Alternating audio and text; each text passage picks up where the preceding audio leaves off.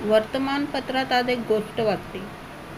सुंदर गोष्ट शेअर करावीशी वाटली. म्हणजे लहानपणापासून ती आपण ऐकलेली असेलच.